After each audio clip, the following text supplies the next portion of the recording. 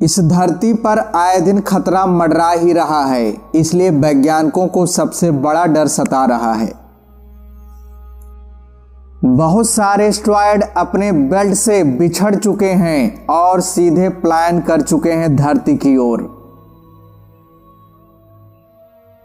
NASA के वैज्ञानिकों की सीधी नज़र इन्हीं एस्टेरॉयड पर रहती है, ये देखने के लिए कि ये धरती के कितने नज़दीक आ चुके हैं और धरती पर कब खतरा आ सकता है।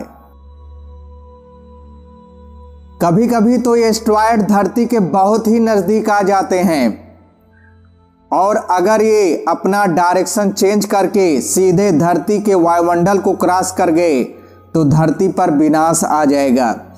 धरती पूरी तरह से नष्ट हो जाएगी और इंसानी सभ्यता पूरी तरह से नष्ट हो जाएगी।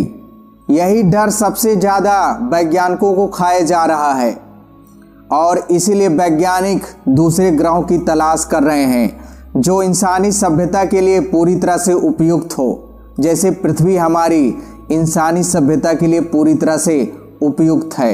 यहाँ पर जल है, यहाँ पर ऑक्सीजन है, जिसकी वजह से इंसानी सभ्यता पूरी तरह से बची हुई है। जरा सोच कर देखिए, बदकिस्मत से अगर ऐसा हो गया तो दोस्तों कैसा नज़ारा होगा।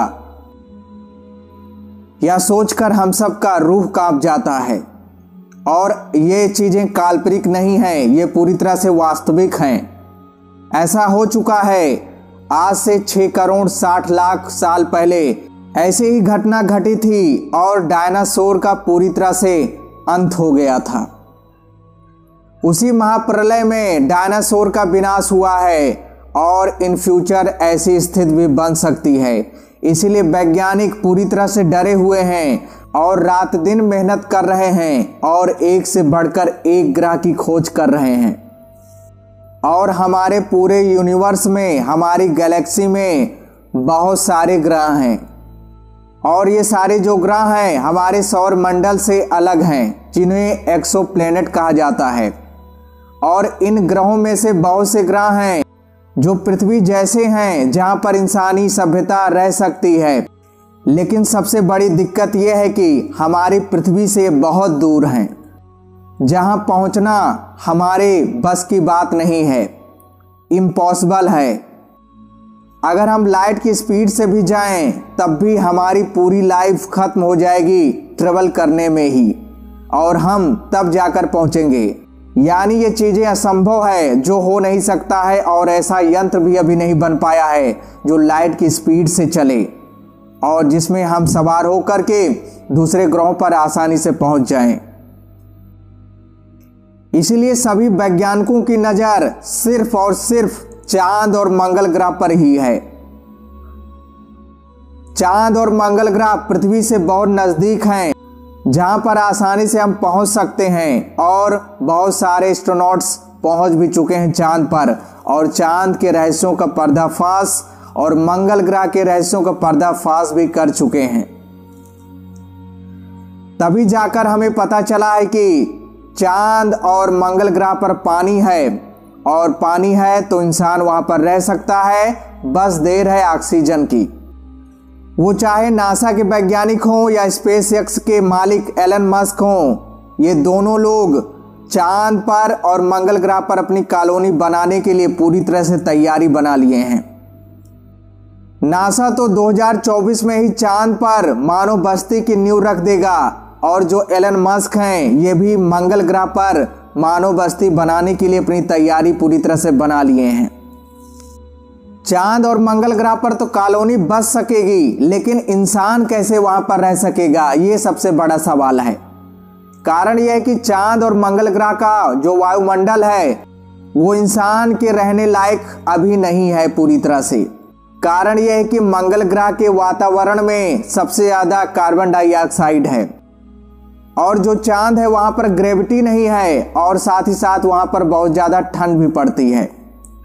इसलिए इंसान की बॉडी इसको नहीं झेल सकती है और इंसान वहां पर जी नहीं सकेगा।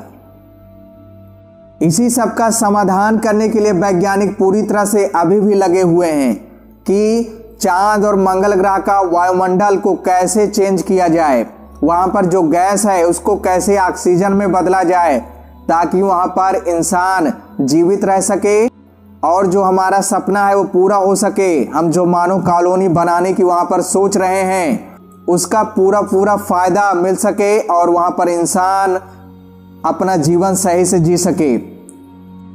मंगल ग्रह पर कार्बन डाइऑक्साइड से ऑक्सीजन में कैसे ट्रांसफर किया जाए, इसका भी समाधान वैज्ञानिकों ने बना लिया है, लेकिन अभी इस प्रोसेस को पूरी तरह से इंप्लीमेंट करने में काफी दिन लग जाएगा। लेकिन उससे पहले एक बड़ी खबर आ रही है जो सबको पूरी तरह से हैरान कर दिया है। नासा और एलन मस्क सभी फेल हो गए हैं। इस वैज्ञानिक ने पूरी तरह से दावा ठोका है। ये वैज्ञानिक चांद और मंगल ग्रह की बात नहीं कर रहा है, ये सेरेस प्लेनेट की बात कर रहा है जिसको डॉर्फ प्लेनेट कहते हैं।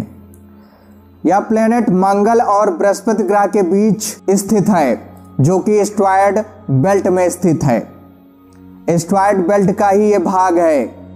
पहले एस्टेरॉयड बेल्ट ही मानते थे वैज्ञानिक, लेकिन बाद में उन्हें पता चला कि ये डॉर्फ ग्रह है यानी छोटा ग्रह है और इसका जो वायुमंडल है ये इंसानी बस्ती के लिए काफ़ी उपयुक्त है। और जो ये वैज्ञानिक हैं फिनलैंड के वैज्ञानिक हैं जिनका नाम है डॉक्टर पेक्का जेनह्यूनेन। जी हाँ दोस्तों, इन्होंने दावा ठोका है कि मंगल ग्रह और बृहस्पति ग्रह के बीच जो एस्टेरॉयड बेल्ट है उसमें एक बड़ा पिंड है जिसका नाम सेरेस प्लेनेट दिया गया है। वहाँ पर इंसानी बस्ती बसाई जा सकती है। यह सब कैसे संभव होगा, इसका जवाब जेनह्यूनेन ने बड़े तर्क के साथ दिया है। जेनह्यूनेन के मुताबिक डिस्क जैसे हजारों बेलनाकार अंतरिक्षयान जो अंदर फ्रेम से जुड़े होंगे अस्थायी रूप से सिरेस की परिक्रमा करेंगे। प्रत्येक बेलनाकार यान में 50,000 लोगों को रखा जा सकता है। यह यान पूरी तरह कृत्रिम वातावरण पर निर्भर करेगा, यहाँ तक कि खुद ही अपकेंद्री बल के माध्यम से पृथ्वी जैसा गुरुत्वाकर्षण बल उत्पन्न करेगा और खुद ही रोटेशन तैयार करेगा। पहली बार यह विचार 1970 में पेश किया गया था जिसे ओनील सिलेंडर कहा जाता है। आपके जहन में एक बात और चल रही होगी कि सिरेस में ऐसी क्या बात है जो मानव बस्ती के लिए सबसे ज़्यादा उपयुक्त कहा जा रहा है। तो दोस्तों आपको बता दें, जेनह्यूनेन के मुताबिक इसकी औसत दूरी मंगल जितनी है। इसके अलावा इस क्षुद्रग्रह में जीवनदायी तत्व भी हैं। इसके वायुमंडल में नाइट्रोजन की मात्रा बहुत ज़्यादा है जो घूमती हुई बस्ती के लिए वातावरण विकसित करने में महत्वपूर्ण होगा।